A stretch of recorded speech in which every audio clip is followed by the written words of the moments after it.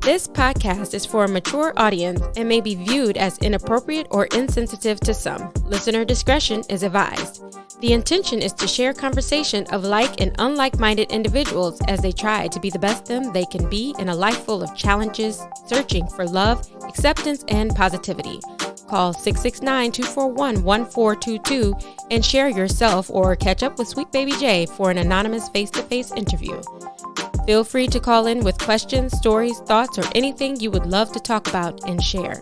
Nothing is off the table when talking sweet with Sweet Baby J at 669-241-1422. Ladies and gents and ladies, once again, we are here on Talking Sweet, where it's a no-face, no-case scenario. We have this beautiful young lady right here who is taking no shorts on amazingness. Young lady, would you like to share your name or keep it anonymous? It's up to you. I'll share my name. My name is Kai Kelly. Hey, Kai Kelly, what's going on? Tell us a little about yourself. I am a published author and writer for Born Brown, All Rights Reserved. I write on social justice, things that are going on in the world, and love. Oh, okay. So you are a published author doing big things, talking about just what goes on in society. How do you move by that? First, let me ask you this. Did you vote? Yes. Are you going to share who you voted for? No. Oh, there you go. It's my right to keep it to myself. I ain't mad at you, boo-boo. I did handle my business, and it is an important voting year. I think this is the first year as an adult that I think I feel bullied. There was an ad on my way here, and it was like, after this election, who you voted for will be public information. Do you want your friends and family? I was like, damn. They're like threatening us. Since when is that public information? Is that the truth? It's your voting status is public information. Just whether you're doing Democrat or Republican. It's not whether who you voted for. Right. I thought the ad was interesting because it was basically, it's like, do you want to put your reputation on? It's like imploring the people think about them. So I thought that was pretty funny. Yeah, there's a lot of bullying going on with the debates. Biggest set of bullying I've ever seen on a debate with everything. I think even when people are walking around wearing these MAGA hats, it just feels like it's a bullying situation. Whereas you don't see, I don't think anyone's really fully on board for Biden, Harris, but it's a matter of we can't go 4 more years with Trump. I just feel that's what people think. Absolutely. I think that the bullying of the MAGA is a real thing, and it's intentional. So the whole point of those hats and the whole point of that slogan was to be divisive and to be inflammatory. And that's why this election, a lot of people are like, well, why can't we go back to when politics was off the table and when people didn't know, it was just political? And I'm like, well, this is not just political. This is an issue of morality, and this is an issue of human decency, and this is an issue of our future. And I think that in the past, political races have had those same qualities, but this is a clear deficiency that's present. So if you're on one side, you are speaking volumes about your identity and what you believe in. And I think that's why it's so different. Do you find it so strange that we hear so much about black on black crime, right, and gang violence, but yet the colors of the political parties are red and blue, Bloods and Crips? Yeah, I just thought about that. There's a reason related to that I don't have at the tip of my brain at this moment, but there is a reason associated with those colors from years ago. I was actually at a blue event, and I had this amazing red dress I wanted to wear, and I was like, oh, I'm not gonna wear it. And I got there, and I was so self-conscious, and I was like, oh wow. And then Pam Keith was at the event, and she's running for senator, I believe, here. And so she was there. She was running for something different at the time, and she was there. She was at the event, and she had on a red dress. And I went up to her, and I was talking to her, and I was like, man, I was going to wear my red dress. And she was like, always wear the red dress in a sea full of blue. And I was like, I loved it. I was like, you know what? I'm never going to second guess that again. Exactly. So we're here. You were put on to this amazing guy named Sweet Baby J. For those of you that don't know, that's me. And we were introduced by a good friend of ours, mutual friend.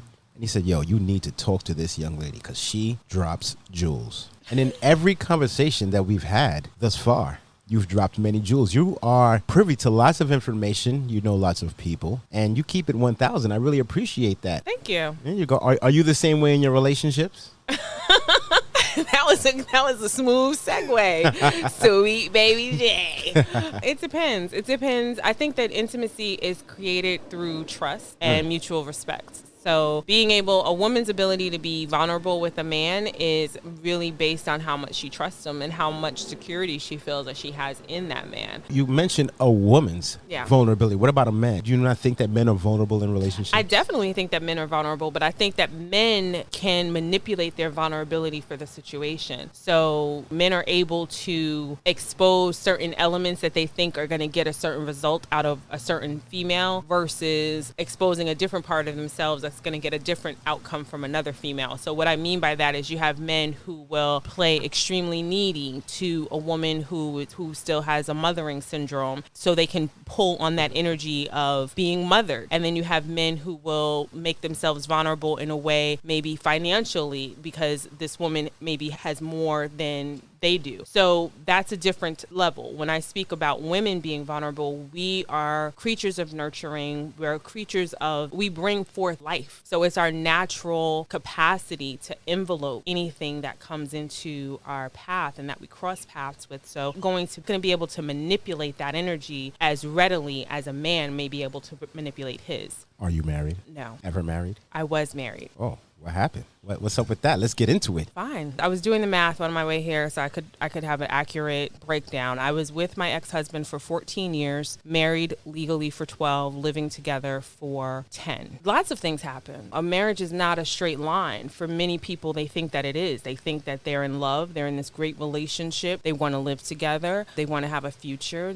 Why not this person? And then they start sending out invitations. But that's not really how marriage works. Nope. What ends up happening, we kind of grew up in our marriage together, and we both brought our youth experiences into the relationship. How old were you when you first decided that this is what we're going to do? We were young. We were babies. I was maybe 22. 22 was a baby. 22, no damn baby. But go ahead. It was a baby to me because I look back now and I see my entire 20s, I was a mom and I was someone's wife. That's what I did in my 20s and my 30s. I think that he didn't come from a modeling he didn't have a husband modeling to look at. I had a very rigid structure. My grandparents were married for 49 years. My mom and dad were together. The women in my family were married, so I had models of marriage and coupling. But the thing that was missing from my example was that the truth telling. So people get obsessed with the fact that so-and-so has been married or been together for 60 years or 25 years or whatever, but they don't know the contents of that cup. What took to keep that marriage for those years. Right. They don't know what was going on. In today's society, so back in the day, you only had 2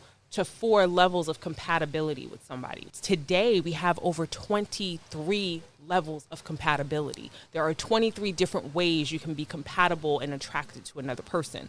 So the ability for someone to be your all in all is a little bit more of a variable. It's not a straight line.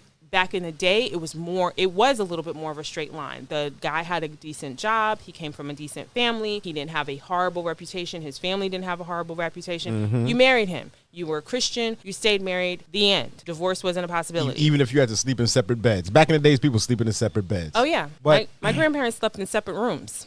Wow. Do you feel pre-marriage are given the proper tools in order to be good husbands and wives? Can you have the tools to be a good husband and wife and not coming from a home in which you had a mother and father that was married? Do you think that's possible? I think you have to seek the tools. And the tools for everyone are going to change. One of the biggest tools is going to be communication. We used to actually mentor other couples and be in different marriage groups and stuff. And we were the vets at the time. And one thing that I found was that a lot of the younger couples, a lot of the hard conversations were really assumed. And what I mean by hard conversations, I mean like who's going to do dishes? Who's responsible for housework? How many days a week sex going to be on the table? What kind of sex is available in the marriage? How soon after I'm sleep, do what you got to do? Yeah, like what kind of sex is going to be available? Who's going to work while who's the initiator? Well, who's going to work when children are first born? Are the kids going to go to daycare? What kind of daycare are they going to go to? All of these kinds of things that people just assume because you've had a relationship's kind of been chugging along, that it's just going to fall into place in the relationship. And a lot of those things end up being major deal breakers. The things that you mentioned were all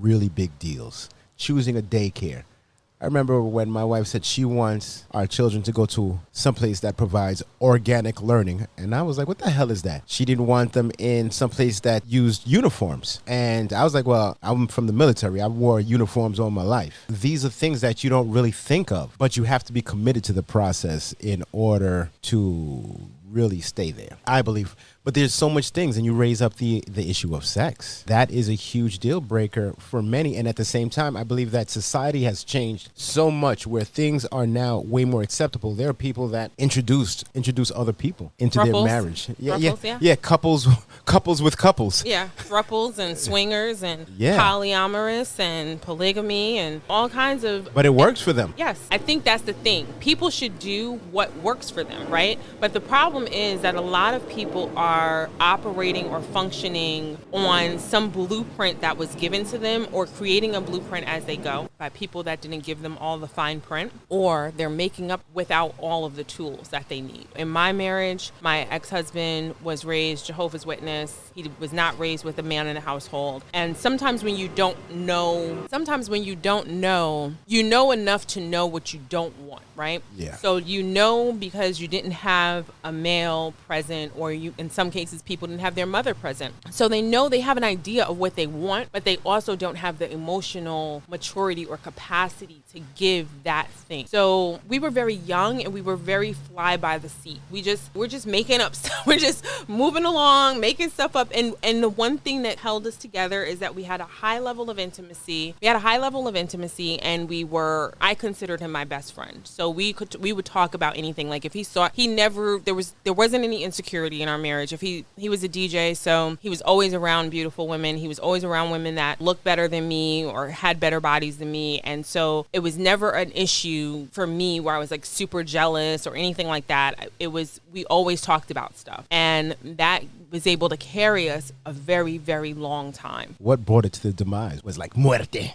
We are no longer married. You go your way, I go mine. Marriage is ultimately a contract that should be renewed every few years, damn it. If one or both people are not willing to uphold their portion of the contract, then you have to either renegotiate the terms or end the contract. Some people come into this thinking that the contract says one thing while the other is like, that contract changes as we go forth. Right. And for me, I'm holding up my part, and I know that people are not perfect, but I won't give out too much. But he had some personal demons and things that he had to work through. I'm very supportive, and I was willing to support him through that process. But at some point, you have to choose yourself. Someone will say they may never want to work on their stuff, right? Time is not waiting. Time is continuing to go on. Now let's say I'm 60. You never decided to get it together. Right. So for me, it was like, well, this isn't exactly what I signed up for. It was no indictment on him. It was just. You still love him? No. Do you have love for him? No. Well, damn.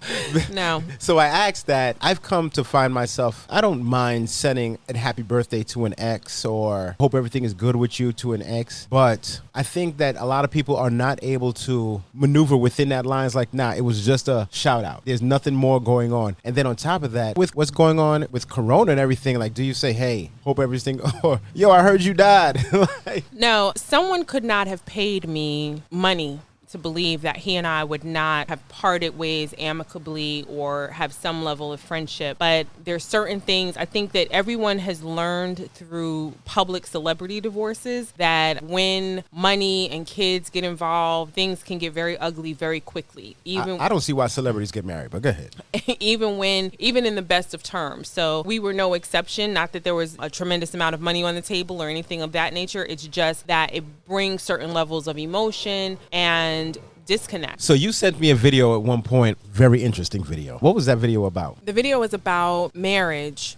And the husband was feeling like he got married. Part of the contract, or part of the reason he got married, was to have sex with the same person all the time. So he felt like he was getting married for a monogamous commitment to his wife. And within that, he felt like, why do women want men to be monogamous and be married if they don't want? Guessing is that the sexual compatibility is off. It changes. So, right. So he's wanting sex more often than she wants to give it. And he's feeling like, why is this a thing? Why did you require me to cut off everybody else and be exclusive with you if you weren't going to be, if you're the only person that I can have sex with, and when I want to have sex, I can't always have sex with you? I didn't get married to put it in my pocket. Right. Okay. And you could hear his frustration because he was like, and he was getting criticized because people were like, he was saying basically like, I don't want to use the word force, but it was basically like he was saying like, you forced me to commit to you. You forced me to marry you. You forced me. Like, these were the ways that I had to keep you in my life and cut off other women. And now that I'm in it, you're rationing the sex. You know, sexual compatibility is a huge thing. I have talked to young women that want to get married because I think a lot of women are obsessed with the process of becoming married and being in the title of a wife without the work or the substance. I've spoke with single women before, once or twice. And one thing that I tend to hear a lot is my husband is never going to cheat on me because I'm going to do everything. I'm going to give up everything. That is so false. It's so false because you're saying all the things you're going to do without taking into consideration that there will be children involved. There will be work. There will be many obligations. So you can't really say you're going to go into it doing all of this without thinking about all the other things that you'll have to do. And that same thing goes for men. We have a lot of other obligations. We get tired too. We may not want to, I would say. You know, it's different for men than women, I believe. And age plays a role. Age plays a role. Diet, existing sex drive. So here's the thing I tell a lot of people. Don't expect let's say you're in a relationship with somebody and you've been seeing each other for 2 years. Let's say that based on your work schedule and school, you guys get to link up maybe twice to 3 times every 2 weeks. That is a huge difference from living with somebody day in and day out. If that's the existing situation, when it changes into a moving situation, you haven't seen that woman put out every day or every other day. You've seen this woman put out 3 times in 2 weeks. Every time you saw her. Right. Don't expect this ever flowing of passion, of sex to happen because it's not going to happen. Now, on the contrary, if you're having steady or regular relations and you're of a fairly young age and you get married and then all of a sudden it stops, that's something to definitely pay attention to. In my marriage, after I had my son, I was fat. I gained 60 pounds and I had never Who says that's fat? Well, it was fat to me because I never had been overweight. Was it fat to him? No, it definitely was not fat to him okay. at all. So you were very self-conscious in this. I was extremely self-conscious because I never had a weight problem. I never had to worry about what I ate. I never really had to do exercise. I danced so much that I would burn so many calories. So after I gained weight, I was very self-conscious. Also, something that a lot of men don't think about, when a woman gives birth to a baby, her hormone levels drop tremendously. So the level of energy and everything that was there before are not there. Additionally, I was nursing my son. So I'm burning like another... Oh, so you're talking about immediately after. I'm talking about period. I nursed him for a year. So I'm nursing. I have another kid in the house. I'm a stay-at-home mom. I'm doing all of this stuff. So I'm exhausted. And in my mind, I'm fat. The last thing I want to do is perform in the bedroom. And he's looking at you like, you perfect now. Before you was aight, now you perfect. Ooh, girl, I might get you pregnant again. Sheesh, put on another 60. It was exactly how it was. And I was just like, this is crazy. I think one thing that doesn't happen, that needs to happen more, is that women have to check themselves. My mom always used to say that it's hard for someone to be in your bed if you're already in it. Come again? I'm a little lost. Yes. It's hard for someone else to be in your bed if you're already in it. So in other words, if you are satisfying and pleasing your husband, then there's not a whole bunch of room. And that's not to say some guys can have everything under the roof and still do whatever they do. Those dudes have a different problem. But in general, the average man that's getting what he wants at home is not going to have something to go out and seek because they're looking forward to coming. They want to go home. They want to get what belongs to them, right? So I had to check myself, and I did a 30-day, I don't know if you're familiar with the Love Dare. I've heard of that. I mean, it was a while ago, but I did hear that. The Love Dare is a thing where you do I think it's 40 days. Don't quote me, but I believe it's 40 days, activities and things for your spouse, if your marriage is in a lull or a rough patch or anything of that nature, you do these 40 days of things. And I had prefaced it by doing 30 days of prayer. And the next 30 days I spent, and I said, you know what? No matter what happens, I'm going to have sex every day for the next month. Every day for a month? Yes. How did that go? Gosh, damn. It went amazing. Really? It went amazing because I changed my outlook on it as this chore and this, oh my God, I'm so tired, to this opportunity. I looked at it as like the lab. I was like, this is where I'm gonna like perfect my craft. I've never thought of that. So you were actually like, all right, I'm going to do things better. Yes. Nice. I looked at it as like my opportunity I was like, this is my blank space. This is my space where I can like free form. It sounds so crazy, but that's the way I looked at it. And I thought, because I just didn't want that to be an issue in our marriage. And it ended up not being after that. It's like, and then we had a rule. So there would never be more than 3 days if one of us was not out of town. I traveled a lot at the time back and forth to New York. And so we made an agreement that... But this is the thing. You were getting it popping for 30 days straight. Just rakata, take that. But that's not feasible in everyday life. Let me tell you something. I have learned... And now listen, let's be clear, okay? Because I don't want people out here thinking like it was like porn star, 2.5 hour swinging from the chandeliers. Backflips, somersaults, splits. You guys were doing mixed martial arts in the bedroom? No. Chokeholds. No, sir. But people should take away from that is that it's a commitment to intimacy. So however you define intimacy with your partner is what you should be doing during that time. Intimacy is not always sex. And it is not always sex. Intimacy is kissing. In our particular situation, it was, but it is not. That's the thing. And I always encourage, and I think that that's a very important conversation for younger women to have prior to getting married, because a lot of guys think that they are signing up for everyday coochie for the rest of their lives. That's what they think. Coochie? All right now. They think they are signing up for the lifetime platinum pass of ass, baby. Platinum pass of ass. All right, the black card.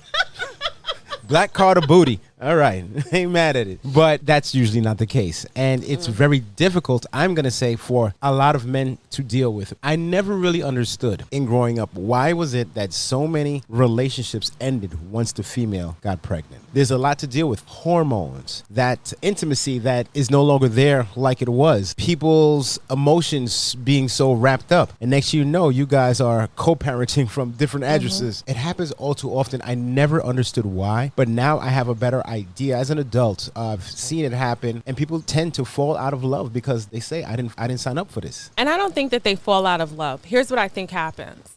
I think a lot of people are, and I'm not using this term necessarily in a biblical way as much as I'm using it in a spiritual way. A lot of people are creating families and entering into marriages with people that they are unevenly yoked with. They want the finish line and they don't want the work. And they haven't done the investment in the person's background, the person's trauma, the person's assets. What is that person going to bring into the relationship? And what patterns are going to be replicated over the course of your relationship with them? And so I think what happens is there's the honeymoon phase that a lot of people are getting pregnant in. And the honeymoon phase is when a lot of people's representatives are still showing up. Mm-hmm. So what's happening is... The sales rep.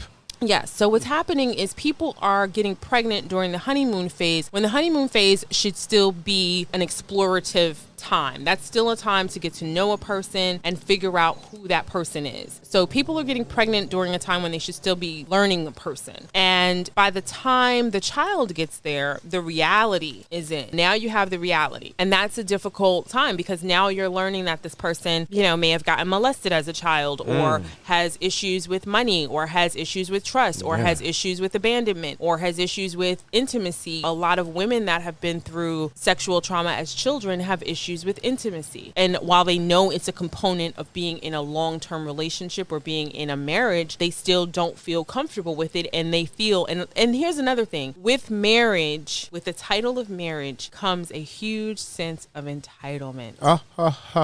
Guess that can happen. People start to feel entitled. People feel entitled to your body, your mind, body, your money. They feel entitled to everything, and they feel that the other person just has to accept it because now you're married. So we're married. I don't want to have sex with you. Get over it. We're married. I don't want to share my money with you. Get over it. What are you going to do? Leave? I don't care. So you find out there's a side boo. Yes. And then you're like, how could you? Why would you? Yeah. How dare you? You actually did dare me.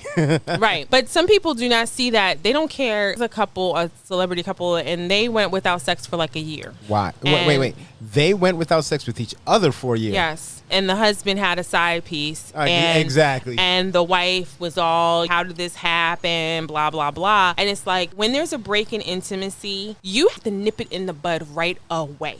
You cannot, these people out here with these sexless marriages for a year, 2 years, 5 years, whatever month. it is. A month. 3 weeks.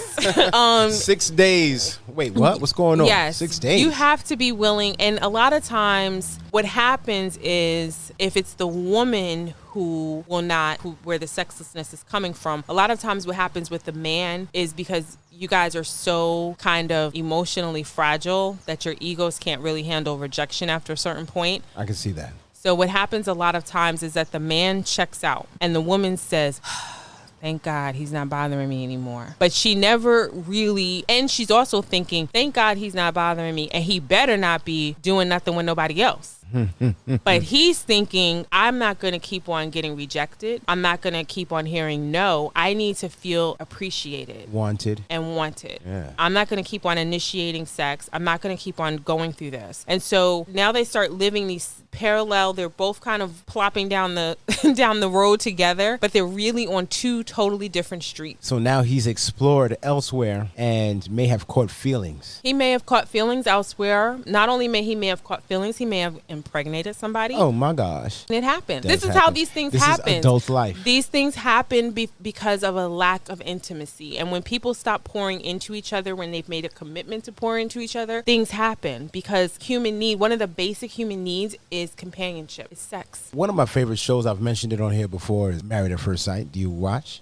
I have watched it. Okay. One thing I love about that, I've said it, is that people are very much in a rush to get married. But yes. People are not willing to put in that work to stay married. And that there is how you can say you have 46 years of marriage. You now know that this person might put me through some shit. I may put through some shit, but we will get through it together. But now, here's the thing. In this generation, you don't have to put up with going through some stuff. Exactly. Right? So like my grandmother and her sisters, they had to put up with some stuff, right? Because there weren't a whole bunch of opportunities. The next is readily available. Yes. Well, now you have female CEOs, you have entrepreneurship, you have all this stuff happening. And so women can make choices about having babies that they didn't have before. If your husband there was no birth control. My dad will say all the time, I have all these kids because there was no birth control. So there was no birth control. There was no options. It was just, my grandmother had 6 kids. There's a form of birth control. I know.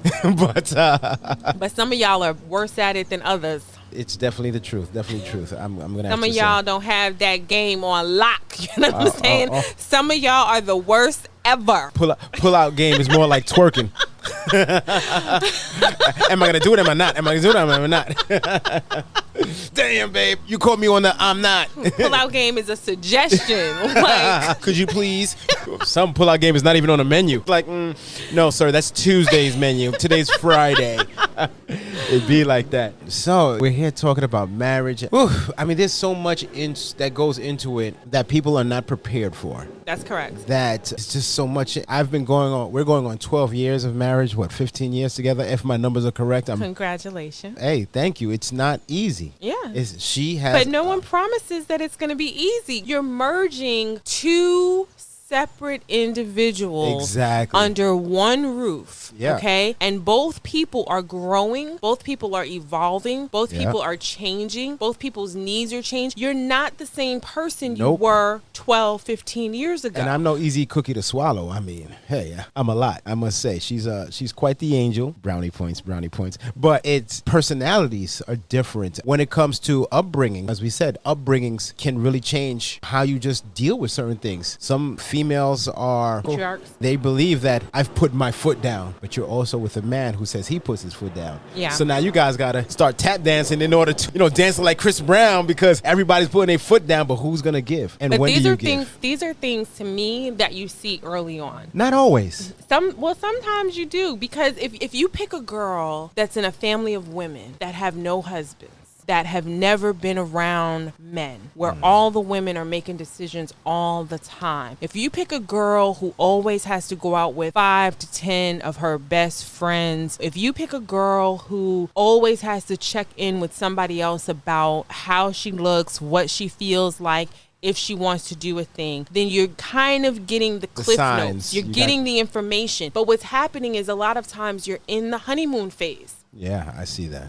I definitely do see that. Woo. You're in the honeymoon phase and you don't want to mess things up because there's so many other things you like about this person. Yeah, it's good. I don't want to let this go. Yes. Next you know, you're like, 10 years later, I should have threw this away. Well, I had a couple once that they were about to get married, and the woman was a little bit older than the guy, and she had 3 kids, and she had her tubes tied, and the guy didn't have any kids. And I said to her, well, have you talked, or does he want kids? She said, no, he doesn't want kids. We already talked about it. He doesn't want kids. And I'm like, are you sure? Because I feel like that's something he would say Yeah.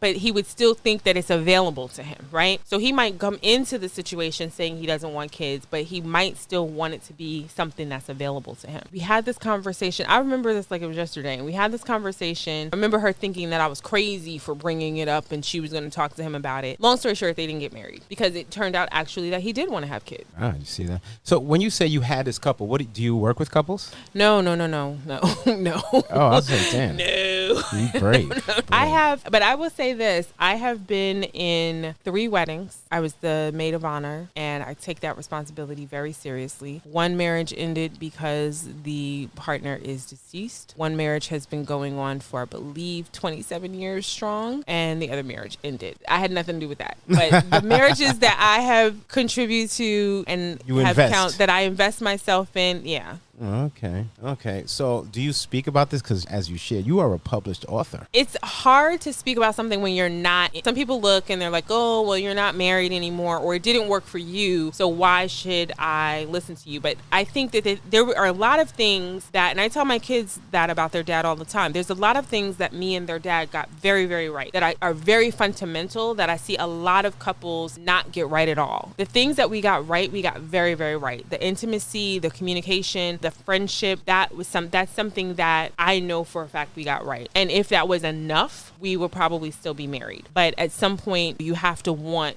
some different things. So that evolution. Yeah. Do you feel that you're a pretty good person to come to about advice when it comes to these kind of things? My name actually means mighty counselor, and I wish somebody would have told me this when I was a kid, because I started actually giving advice and talking to people about things when I was probably about 9, and I thought it was very weird. I was like, why are other kids coming up to me asking me? And I just started charging them. I was like, 75 cents. Entrepreneurial. $1.50 for my recess. Dang, that's what's up. I was here charging people not to get beat up now. Hey, listen, that's pretty cool that you actually knew that you had a talent in which you could make money from at a young age. I didn't think of it as a talent. I just looked at it like, I'm losing my recess to talk to you about why so-and-so doesn't like you. To me, that was a lot. And these are issues that start from young, from men and women. Yes. I mean, those insecurity issues start from young. And I think often parents have a lot to do with the insecurities of a child. Absolutely. Especially in our community, I would say that there are a lot of name calling, joning, a lot of things that, while seemingly innocent, are really impactful on a person. And we should be more cognizant. We have a universal consciousness as Black people as far as our experience. Certain things that we all grew up, no matter what time frame you grew up, you saw a skillet. There's just certain things What's that are. A skillet? You know I'm playing. Jay, don't do it. We have some universal things, but we also need to have some universal truths about breaking the things that were wrong. Yeah.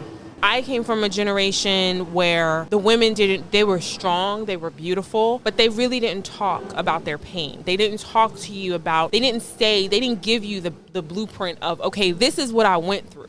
or this is what I've gone through. My grandmother never said a bad word about my grandfather. She made his food every day. She covered it, put it in the refrigerator. She made his drink, covered it, put it in the refrigerator. We watched Family Feud, Jeopardy, Wheel of Fortune, had a cup of ice cream. My mom would pick me up. She never said a word about my grandfather. At the same time, she was sharpening the knife like this motherfucker.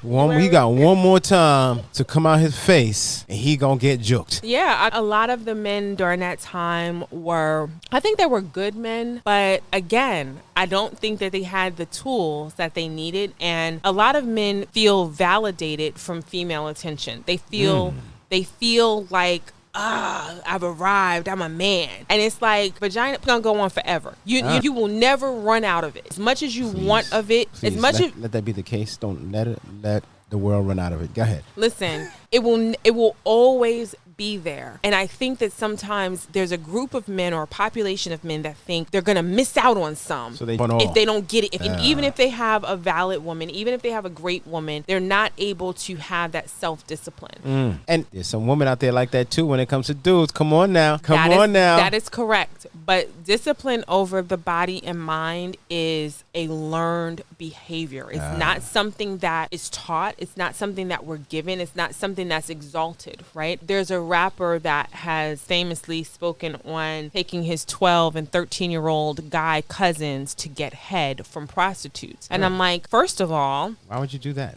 That's molestation. You're a predator. That's not okay. It's nasty. But he's doing it because somewhere in his mind, he has a narrative set that says that boys who are exposed to sex early are not going to necessarily be gay, or they're going to have some practice, or whatever the case may be. That narrative has to change. Exactly. That has to change, because what you're setting them up for, to me, is failure and in true intimacy problems. And they're not going to be able to value a real woman when they have one, because they're really just looking at vagina. Never a good thing. On that note, I'm going to say it's been an absolute pleasure here talking with you on Talking Sweet. Sweet Baby J. Always a no face, no case scenario, but you decided to share it all, and I appreciate you for it. Any last words you would like to give these people on marriage and intimacy and the prep work that needs to be put in? I believe it's Ruby D quote. I always use it, and I believe it goes, the wedding is the celebration. The marriage is the journey. In a marriage, there will be many marriages and many divorces. The key to a great marriage is to have more marriages than divorces. Damn it. On that note, ladies and gents, thank you for talking sweet. Sweet Baby J. Stay beautiful. Stay blessed. That's about it.